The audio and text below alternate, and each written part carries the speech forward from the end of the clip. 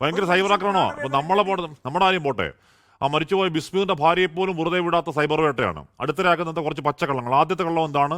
എന്തോ മരിക്കുന്നതിന് 2 ദിവസം മുൻപ് ശ്വാസം മുട്ടുമായിട്ട് പോയപ്പോൾ ഒരു ഫിസിഷ്യനെ പോയി കാണണം എന്ന് പറഞ്ഞു വിട്ടു, പോയില്ല. അതുകൊണ്ട് കുറ്റം മരിച്ചവന് എന്ന മട്ടിലാണ് ഈ സർക്കാർ PR പോലെ ചിലരുടെ മനുഷ്യവിരുദ്ധ നറേറ്റീവ്. യഥാർത്ഥം എന്താണ്?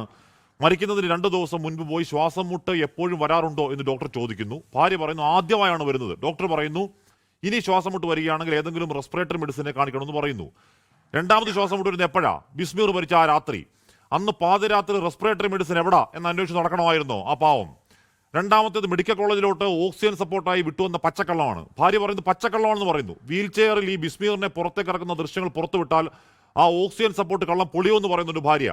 മൂന്നാമത് ഈ ശ്വാസം മുട്ടുള്ളയാൾക്ക് CPR കൊടുക്കാനല്ല പറഞ്ഞത്, വായിൽ കൂടെ നുര വന്ന് ചുണ്ട് കറുത്ത് ബോധം പോയപ്പോഴാണ് CPR കൊടുക്കാൻ ഭാര്യ എംഡക്കാരിയാണ് കേട്ടോ, തീരെ ബോധമില്ലാത്ത ആളൊന്നുമല്ല.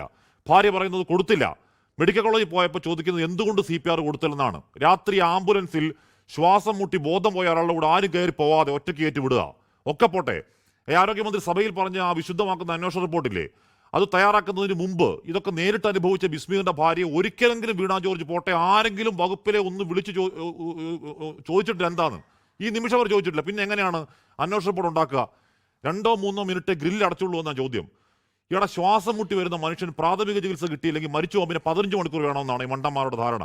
അനാസ്ഥയിൽ സിസ്റ്റം പിഴവിൽ ഒരു മനുഷ്യന് ജീവൻ പോയിട്ട് വൃത്തികേടും തെറിയും മനുഷ്യവിരുദ്ധയും കുഴച്ചു പറഞ്ഞ് ന്യായീകരിച്ച മറുപടിയാവുമോ?